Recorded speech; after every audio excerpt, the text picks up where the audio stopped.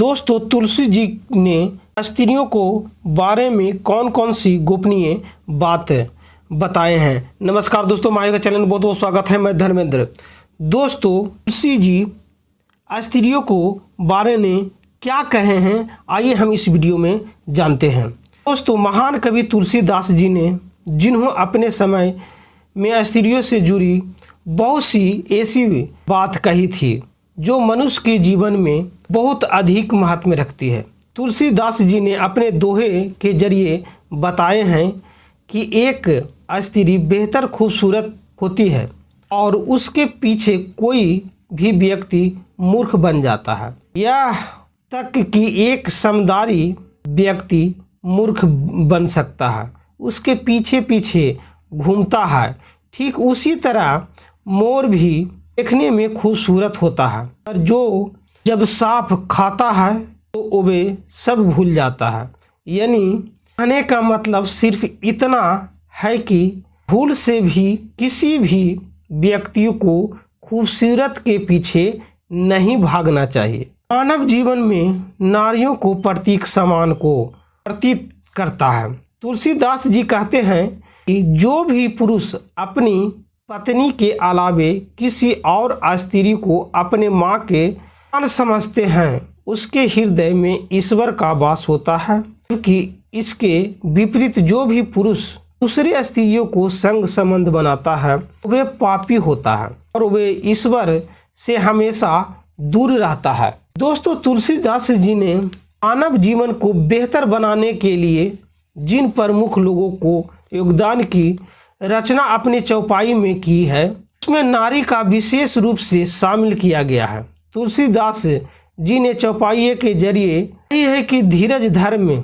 मित्र और नारी को परीक्षा कठिन परिस्थितियों में किया जा सकता है। तुलसीदास जी ने इस चौपाई के माध्यम से मनुष्यों को समझाने के प्रयास करते हैं। जो भी व्यक्ति अपना कल्याण, सुंदर, शुभ बुद्धि, शुभ गति और प्रकार के उस चाहते हो तो वे उसी प्रकार पराय स्त्री का मुंह न देखें।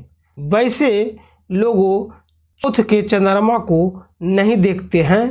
तो तुलसीदास जी ने लोगों को इस चौपाई के जरिए स्त्री को समान और सुरक्षित करते हुए मनुष्यों को दृष्टि से बचने को कहा है। तुलसीदास जी दोहे के जरिए लोगों को यह समझने की कोशिश की है कि यदि कोई अपने फायदे की बात करे रहा हो तो आप अपने अभिमान को भूलकर उसे स्वीकार कर लेना चाहिए। तुलसीकृत रामचरितमानस के इस दोहे में प्रभु श्री राम सुग्रीव के बड़े भाई बाली के सामने एक स्त्री का सम्मान करते हुए कहते हैं, दुष्ट बाली, तुम तो ज्ञानी पुरुष हो, लेकिन अभिमान चलते तुम्हें अपनी विद्वान पत्नी की बात भी नहीं मानी और तुम्हें हार गया।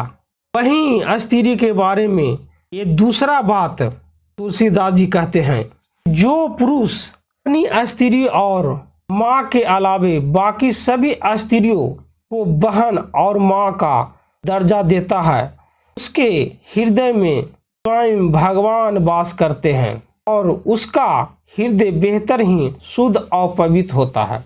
इसके अलावे तुलसीदास जी भी कहते हैं कि हमें अपने जीवन में धीरज, धर्म और मित्र पत्नी परीक्षा मुश्किल घड़ी में ही लेना चाहिए, क्योंकि उसी समय पता चलता है कौन अपना है और कौन पराया है।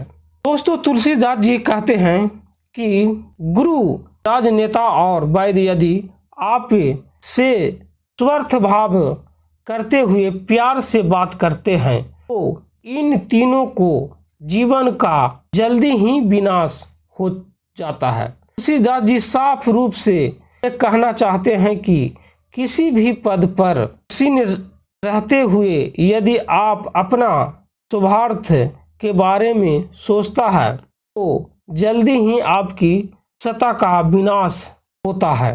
इतना ही नहीं, इसके अलावे कवि तुलसीदास जी कहते हैं कि जो भी व्यक्ति महान या किसी महान पुरुष की बात नहीं मानता है वे पतंग के गहरे में डूब जाता है।